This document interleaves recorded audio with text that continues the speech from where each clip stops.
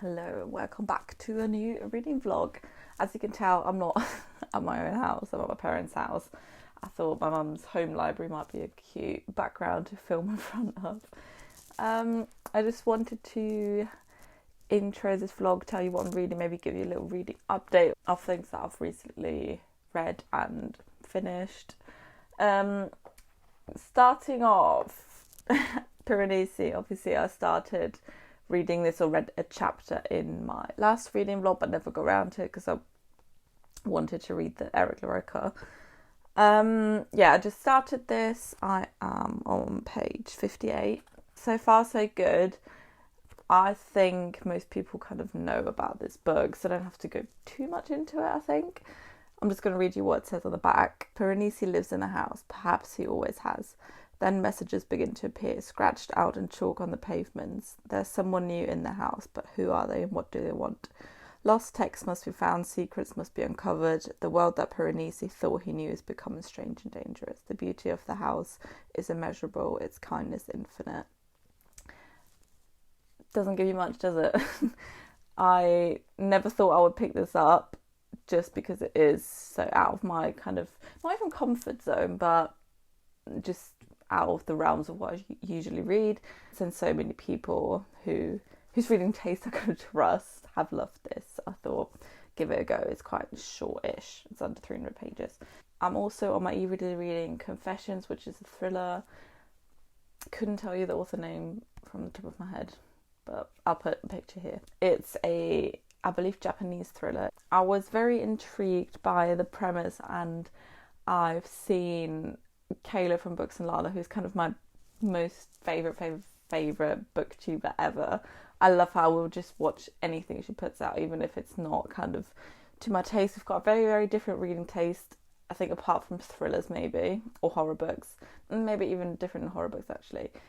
But I just still watch anything she puts out. I love her personality. I love her thoughts on books, yeah.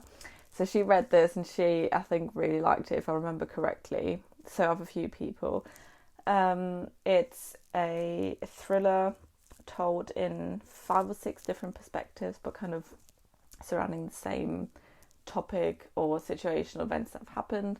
It starts off with a teacher whose daughter, who's 4 years old, has been murdered by 2 of her students. She, because of that, resigns and has kind of one last lecture that she has to do before she leaves, and she tells this kind of story that unfolds into a lot of different things. It's very, I don't want to spoil anything obviously, but I'm almost finished with it. I'm literally going to finish it within the next 20 minutes.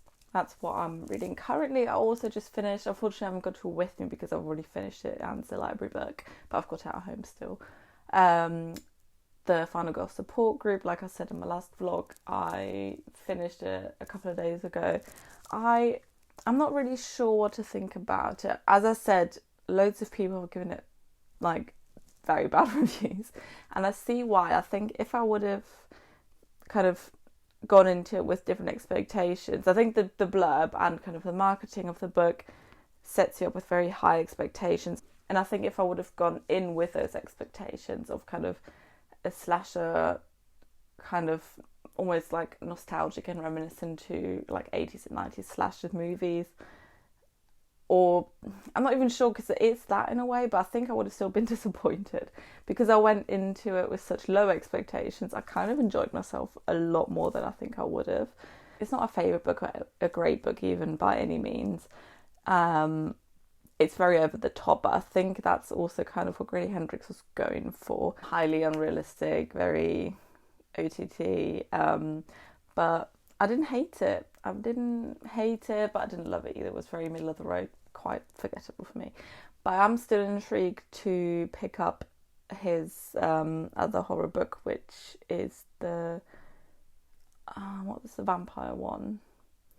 Which is like already, that's not something I would ever want to pick up, but I kind of was intrigued after reading this. The Southern Book Club's Guide to Slaying Vampires, something like that. You know which one I mean.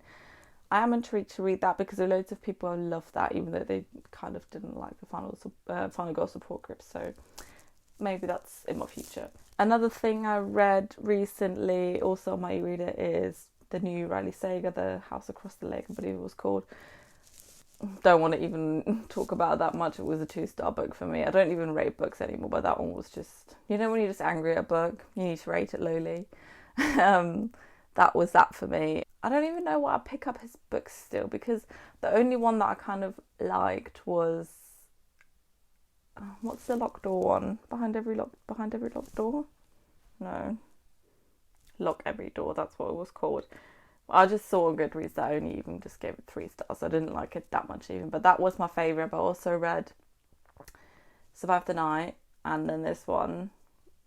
I don't know, I didn't like Survive the Night that much. But I did prefer Survive the Night to House Across the Lake, which that already tells you a lot, doesn't it? Yeah, very forgettable for me. Sorry to shit on you, Riley Sager. I know that's not even his real name, so I don't feel too bad. It's not that personal. I'm gonna go downstairs, sit on the couch, finish this, and then maybe read a bit of this before I have dinner with my mum. Yeah, that's just, I just wanted to intro this vlog, say hello to you. And yeah, I did just wake up from a nap, not gonna lie. That's why I look a bit sleepy. I feel a bit sleepy. I apologise for this sort of jarring transition. But not me, not updating on my reading all day. Sorry about that. But I'm going to try and make up for it now. I am on page 102. I've actually got an 102 tattoo, if you know, you know. Piranesi, my camera is flashing at me. I've not got a spare battery with me. I love that. I'm so prepared. Anyway, I'm going to try and breeze through this. So, Piranesi. I feel like in the beginning, when I started this, or when I started talking about Piranesi this morning, I couldn't really tell you much because I didn't know much, and I didn't want to... not that I didn't want to spoil anything, I just didn't really know much to tell you. I was 50 pages in. I think at that point, now that I'm 100 pages in, I feel like I know so much that I don't want to tell you in case I spoil anything. So I feel like this is a book that's very hard to talk about without the other person having read it. Obviously, I don't know if you watching this, if you've read it. But in case you haven't, I don't want to spoil this because I actually really enjoy this. And I was surprised by how much I enjoy it. I'm pretty sure I've said before that the fantasy genre is not usually what I reach for. This is very light fantasy, I think, in the grand scheme of things, but still out of my comfort zone. So, Piranesi, I'm not actually sure if he is a man or a creature at this point. I was under the impression before I started this book that this is Piranesi on the cover here. I don't think it is. I think this is just one of the many statues in the kind of, well, he calls it the house, but I don't think it's a house that he lives in. It's more of a grand structure with many halls, many windows and doors. It's a labyrinth, basically. So Piranesi lives in this labyrinth, and he's under the impression that he and the other, which is the other person he interacts with 2 times a week, are the only people that live there. There's a lot of statues, as I said, and a lot of halls or rooms. Piranesi himself is on a mission to explore all these rooms to kind of gather knowledge about his surroundings. He's very meticulous about, so he writes, this whole book is written in Piranesi's journal entries, and you learn through his eyes how he sees this world. But that's kind of all that I can tell you, but things are not as they seem, and I'm really, really, really enjoying starting to get more information about what's actually going on. Sorry, I'm just very casual in bed. I'm literally about to just snooze. Yeah, things are not as they seem, and I think Piranesi is onto that as well. Super intriguing, great writing, great world building. I feel like I can really, even though I don't know what's going on, I feel like I can envision the surroundings very well. Yeah, very excited. I think because I'm almost halfway through, I'm going to finish this tomorrow or the day after. I don't know how much I can update you, just because, as I said, I'm at my parents' house and I forgot to bring a spare battery. That's great. I'm just gonna probably film some updates on my phone, so if the quality isn't as great, just pretend you don't see that. Just pretend you don't notice. It's fine. I just haven't come prepared yet again. Thoroughly enjoying this. Very surprised by how much I'm enjoying it, but super happy nonetheless. Good night, and I'll speak to you tomorrow.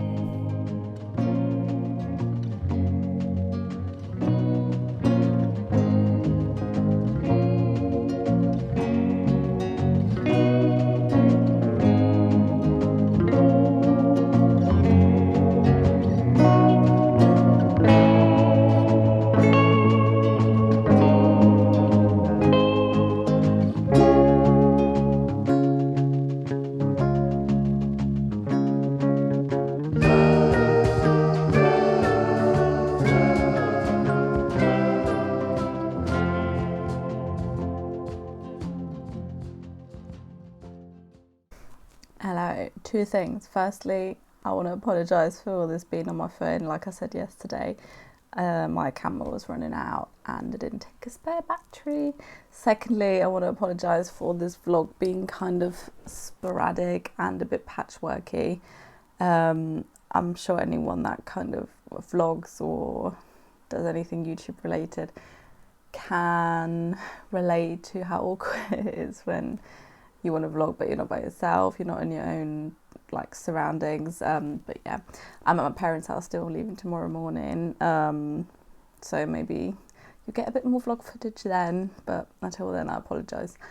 I did, however, still wanted to update you on my reading. There's not much I can tell you, like I said yesterday, without spoiling, but I just wanted to let you know that I am very much enjoying it. I've been reading it super quickly, which I am not a fast reader at all. I take quite a lot of time to finish books, especially physically. I tend to read a bit quicker on my e-reader, but physically it takes me quite a while. Not with this one though. It's very, very readable, super easy to digest, I think. World building's great. Yeah, Piranesi is such a little darling. He's so sweet. I understand why people have been loving it. I'm glad that I picked it up. I've literally got this much left. I'm about to finish it now. I just wanted to kind of check in beforehand and let you know that, yeah, I believe that the hype is worth it on this one. We'll see what the end brings. I've still got 50 pages left, like I said, so don't want to jump the gun on that one, but I think I like it. I think it's a great book. Yeah, I am going to get into bed, read a bit, and I'll probably update you more tomorrow morning, I'm guessing, when I finished it. Until then, good night.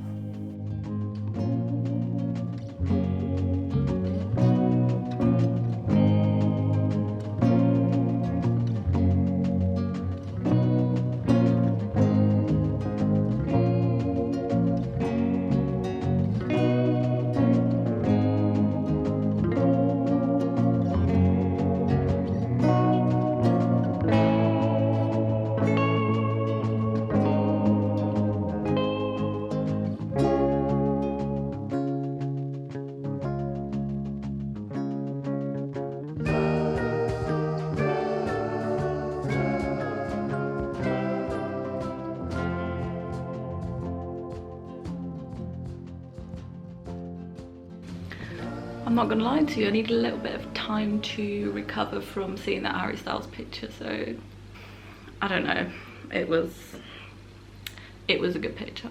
Anyway, I am back home, as you can see. Just wanted to kind of give you a bit of a wrap up on Piranesi and talk about what I'm picking up next.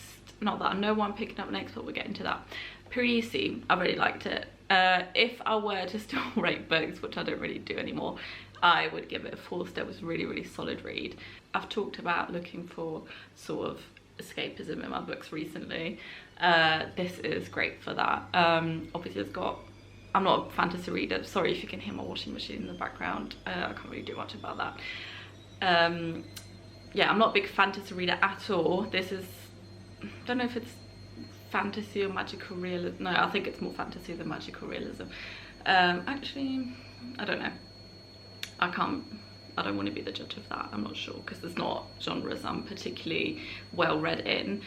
But maybe if you want to get into fantasy and looking for kind of a light fantasy read, or even if you don't want to, which is me, but you've just been intrigued, I think this is definitely worth a read. Very, very fast read. I kind of wish towards the end that after kind of one of the big things happens, or the big kind of reveal happened, I wish we kind of got more after that. Maybe that just wasn't the intention for this book. I think it was just more about Piranesi himself. Did find out it was a human. I think I said before that I wasn't sure if it was a creature or a man. But Piranesi is a man. I have found that out. I thought when I picked this up, but I don't know why, no one ever said this, but I thought this was Piranesi, but I think this is just meant to be one of the statues in the house, or the labyrinth. Yeah, so the more you know. I feel like I'm not really selling it enough, but I feel like everyone else on the internet is selling it well enough. But yeah, I did really enjoy it. Good book. Next up, so I've got these three from the library still. In My Dreams I Hold a Knife, Pond, and Dear Season. These two I talked about in my last reading vlog, and then this one I picked up recently. I put it on hold in my library. I'm not sure which one I want to pick up. I'm thinking one of these two, but I'm not sure, just because this is a thriller and I just started reading Kill Creek on my e-reader the night before, I think last night, and that is well, it's not a thriller, I think it's a horror, so I'm not sure if I want to read a thriller and a horror kind of side by side. I always kind of want to balance out if I read a thriller or horror book with kind of more of a contemporary book, which I think these two are, as far as I'm aware. I don't really know. So I think what I'm going to do is read a chapter of all three of these and then decide. I kind of like doing that when I'm not really sure what to read next. Before that though, I'm just gonna go to the shop because obviously I've not been here. My fridge is looking very empty. God. So that's what I'm gonna do first, and then I'll get into a reading afterwards. Yeah, so that's all I've got to say for now really. See you later.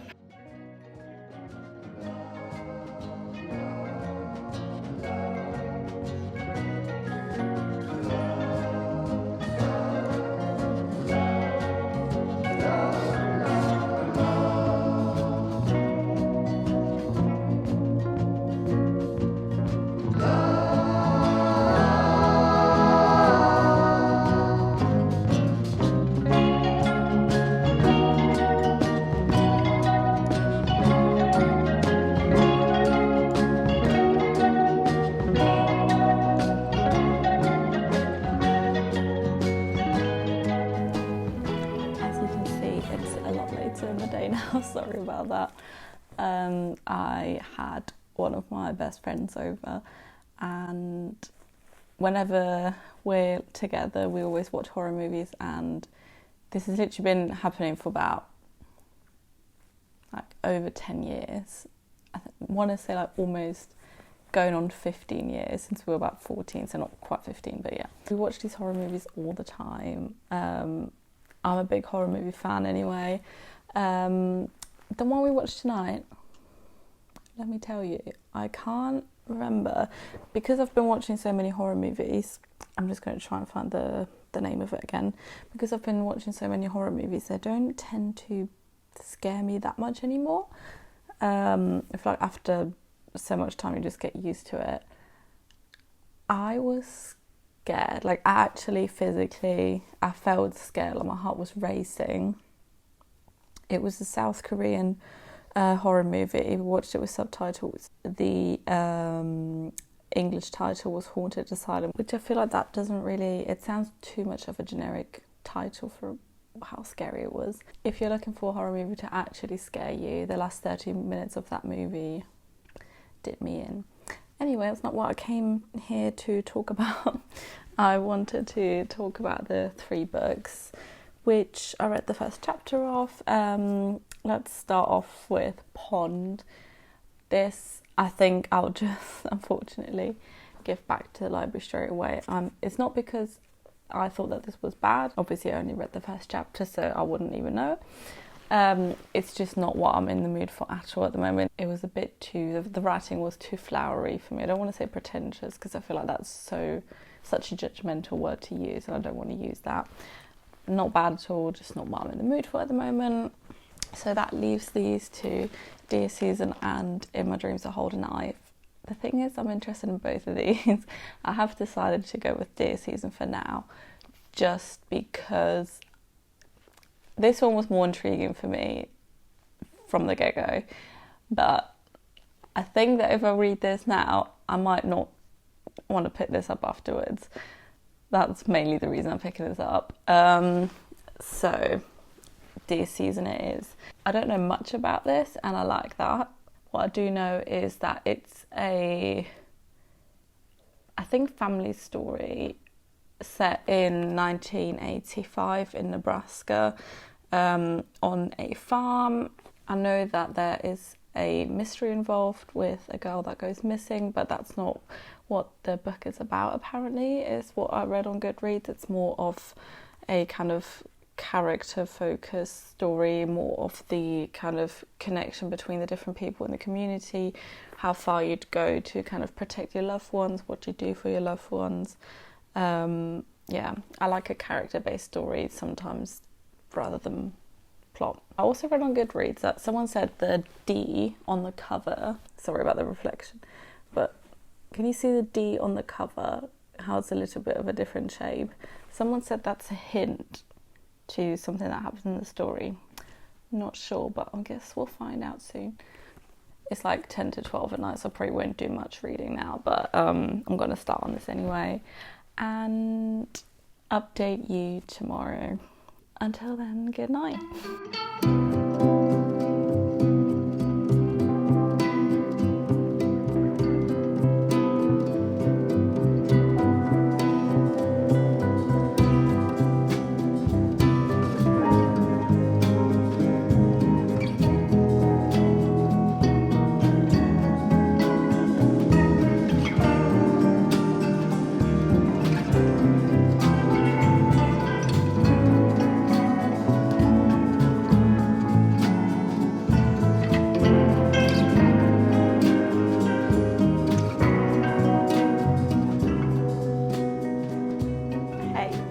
I feel like this vlog again is very all over the shop.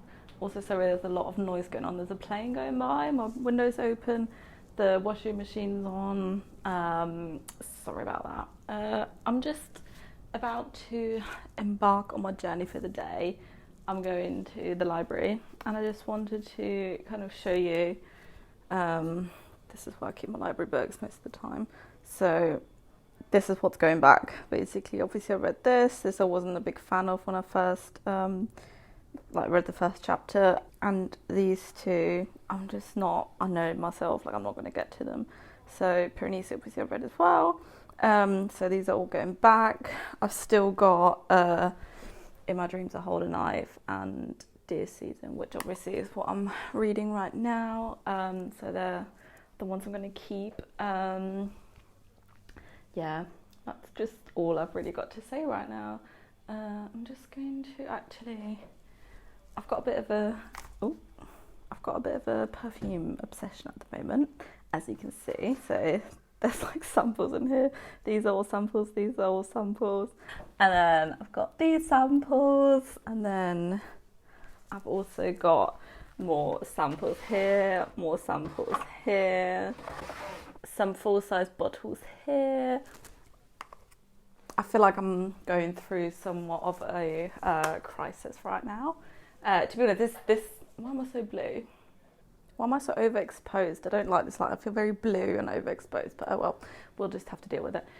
This has been collected for like a year, but yeah, if you ever meet me in person, I'm gonna smell good, is what I'm saying. So, update on Dear Susan actually, one sec. I am about, I think, halfway through. Yeah, I'm on page 145. I'm actually quite enjoying this, a lot more than I thought I might. I'm just going to sit down. We're kind of following two families, really. Let me see if I can put you down on this thing. Yeah, so we're following two families mostly, the Ahans, and I'm not actually sure what the family name of the other family is. There is a girl that's gone missing, Peggy, and she is the daughter of one of the families, and the other family, they're not actually your like traditional family. They are a husband and wife who have kind of taken in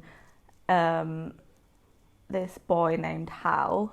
His mother is not really a mother figure in his life. When Hal was a child, he had kind of a swimming accident where he was without oxygen for too long, and that caused him to have brain damage, or what they basically say is that he's intellectually challenged. I just want to say, I don't know why, but for some reason in this book, they use the R slur quite a lot of times. And this book was published in, I believe, 2021. Yeah, 2021. So obviously it is set in 1985. So I'm guessing that's why the author used that word, because obviously it was very common to use back in the day. But I just don't understand, like, there's so many other words you can use, or so many ways you can describe it, like, you don't need to use that word, but it's come up so much, it makes me cringe every time. So if that's something that you don't want to read about, I mean, to be honest, it's not something I want to read, but I didn't know that going into this book. But yeah, just so you're aware. And Hal is kind of the number one, like, suspect in this kidnapping case, because he's always had a crush on the girl named Peggy, and it was kind of a wrong place at the wrong time situation for him. So everyone's kind of suspecting him, but because he is, as they say, like, intellectually challenged, they're not really sure if they can take what he says at face value or not. But I think mostly this is more of a character-driven story, which I really enjoy. You just kind of, I'm sorry if you can hear shouting outside, there's like teenage boys outside.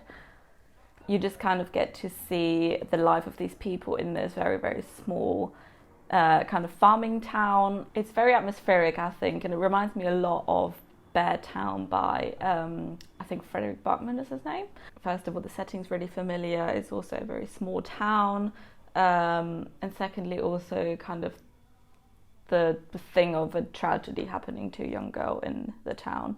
I think if you liked Bear Town, you could also really like Deer Season. I'm enjoying it. It's not going to be my favourite book ever, but that's fine. I'm now going to choose what scent I'm going to wear today. This is like my favourite part of my day. I think I'm going to do Byredo. It's called Little Fleur. No, it's called Lil Fleur, actually. It's very summery, very floral, but also sweet, which is not, most of those things are not what I kind of usually go for, but I really like that one. It's a nice perfume. I'm going to go now. I also want to get a coffee because I only had a tea this morning. I've not actually had a coffee today, which is unheard of for me. Thanks for listening to me talk about my other hobby, which is not books. My only two hobbies.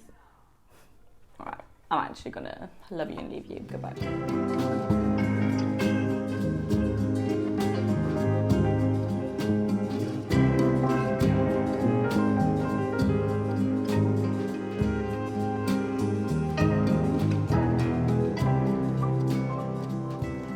Time to end the vlog. I just wanted to give you kind of my closing thoughts on Deer Season. I finished it last night. Yeah.